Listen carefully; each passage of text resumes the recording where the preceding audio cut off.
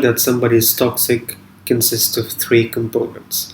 The first component is that they are aiming down, they're not helping themselves, and they're not listening to your genuine advice, meaning that they're not allowing you to help them. So if one of your friends or if someone has all of these three behaviors, they're aiming down. What we mean by aiming down is that they're making their lives worse. They are not helping themselves. They are failing and they refuse to admit that, or they just seem hopeless. They seem like a victim. And at the same time, they're not listening to your genuine advice. They're doing something wrong for them, and you tell them that it is wrong for them, and it's better for them to do something else, or at least to stop doing this thing, and they're not listening to you. In this case, you need to stop helping them, and you need to stop hanging around them. You need to let them go. You can tell them directly that what you're doing is so bad that even though you mean a lot to me, I can no longer tolerate being around you, or you just can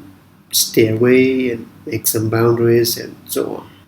But if someone is destroying their lives and they're not listening to you, stop hanging around them. It's like trying to save somebody who is drowning and who will not allow you or who will not help you to help them. So what will happen is that they will drown and they will drown you with them. So stay away. The second sign is about boundaries. People talk a lot about boundaries and about setting boundaries. So when you set a boundary, what you're basically doing is that you're telling people how you want to be treated. You're showing them exactly what you will tolerate and what you won't tolerate. And how you want to be treated, what you will tolerate, what you will not tolerate, are based on who you are, your values, what you believe in, your needs, what's important for you. You don't set boundaries just out of nowhere. You don't just set boundaries because you want to set boundaries. Your boundaries are based on these things. If all of these things are based on who you are, your values, and your needs. And if someone does not respect that, they clearly don't respect you. Not respecting those things means not respecting you as a person. If you set a boundary and someone gets upset and they don't respect it by violating it, or even by expressing that they don't like that, by them saying that they prefer you not to set this boundary and trying to find ways to break it even subtly, it means they don't respect you. And if someone does not respect you, let them go. They're not worth it. Number 3. They don't appreciate the efforts that you exert for them and for the relationship. Okay, first things first. The most important thing is that in relationships, we don't do things in order to get things. Like, I will not do things for you just to make you do things for me. That's manipulation. No, in relationships, I do things because I care about you and because I want to do these things for you, and because they are for your best good. They are for your best interest, of course, but because I want to do them for you because I care about you and not to get something out of you. And of course, in relationships, I give you this, you give me that, and so on. I'm not saying that you should just be giving without expecting to receive. This usually happens with people who are too caring. They end up giving too much. Okay? But the main idea is that you don't do things in order to get things. But at the same time, if you are doing things and giving things and you're not receiving back in return, or at least those things that you give are not appreciated, then something is wrong. The relationship is not balanced. It's almost one-sided relationship. And it's not good for you, it's not good for the other person, it's not good for everyone. So if you are giving and exerting efforts, even if you're giving and exerting efforts for someone or for a relationship, and those efforts are not being returned back, even though this is not the point of exerting these efforts in the first place, and they're not at least appreciated, then stop giving them and question this relationship. Why are you doing this? If you're happy this way, then that's another story. All the best. But maybe this person is just here to receive from you without having to do anything. And that's not good. You'll not be there for you when you need them. Not a good friend. In general, relationship, whatever is said, are transactional to some extent. So you basically need to be able to receive from the people in your life, even though you're not exerting effort for them or for your relationships with them just in order to receive. So question the relationship. Why are you doing that? Maybe this person is not worth it. Maybe this person is incapable of a relationship or a friendship at the moment or permanently. Whatever the case is, back off for a while. Consider what you're contributing to the relationship and consider if this is something that you want to continue doing or not, and what will be the consequences. Most likely that you will find it's not worth it, because at least it is not worth it to exert the efforts right now. But whatever the case is, it's a toxic situation that you need to remove yourself from. And by the way, many toxic relationships or many toxic situations, let's say, exactly. They could be romantic relationships, friendship, family relationship, whatever the case is. When you remove yourself from the situation and back off, this gives the situation the best chance it has to improve and to change for the better, to change the dynamic of the situation. Like sometimes the best way to change the dynamic for a situation from toxic to healthy is to back off and to walk away. We have sign number 4 and sign number 5. They are quite similar. They are two faces to one coin. Let's start with number 4. It is that this person does not get excited when you win. Like when you have good news and when you accomplish something, or when you win in life, or when you achieve something that you want, no matter how small or how trivial it may seem to other people. If you have something that you believe is worth it and you achieve it and you're excited about it, and you tell this person that you achieved this thing or something happened that you're so excited about and so happy about, and they don't get excited, then take care. And if you tell them that you actually did something good and you achieved something noticeably good, and they don't get excited because you won, something is wrong. Why is this person not getting excited? Why shouldn't your best friend get excited when something good happens to you? Because in relationships, there is this idea that you make the other person a part of you, a part of yourself.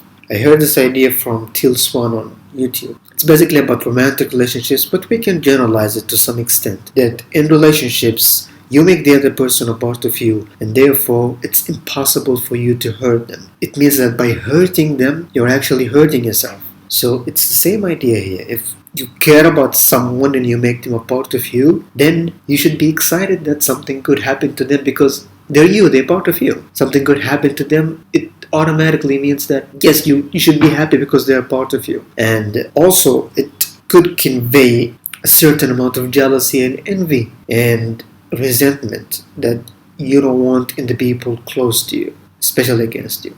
You don't want in the people close to you. So if you have good news, do not allow people to convince you that you got news or not good news. If you're excited about it, if you think that it is good, no matter how trivial or how small it is, then it is good news. If you tell someone something good and they don't get excited, then it's a red flag. Or more explicitly, if you tell them good news and they get annoyed, that's something. That's something that you should not ignore. At the same time, it is linked to the second sign, which is number 5, that when you tell them good news, that when you tell them bad news, they get happy.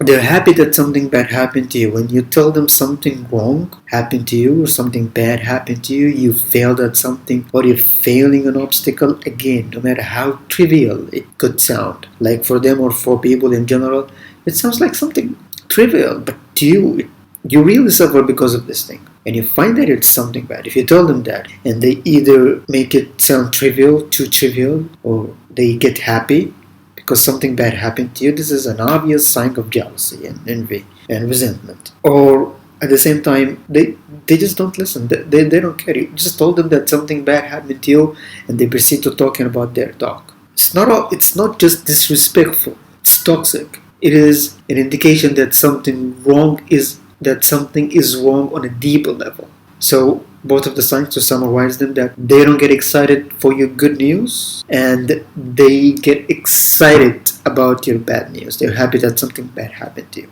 And in general, to summarize them, pay attention to how people respond to your good news and to your bad news. Something who cares about you will get excited and be happy for you that something good happen to you, and they would wish more things good happen to you. And at the same time, they will listen to your bad news. They will not tell you how trivial they are. They will really listen, and you will feel that they care, that they're not happy about those things that are happening to you, those bad things that are happening to you.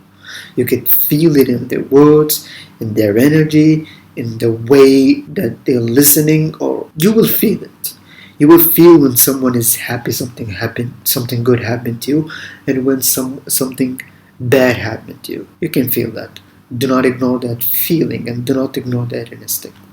So sign number 6 is quite similar to sign number 1, but it has its own unique perspective. So sign number 6 is about a person who is too negative to be around. First of all, some people misconfuse, or some people confuse the idea of being realistic with being pessimistic. And we will come back to this point. The last saying is, and I almost feel like I'm stating the obvious by mentioning it, but it's important also to consider that don't judge people through their words. If someone's actions and words do not match, if they clash, if there is misalignment, then it's a sign that something is wrong and that you should not trust this person.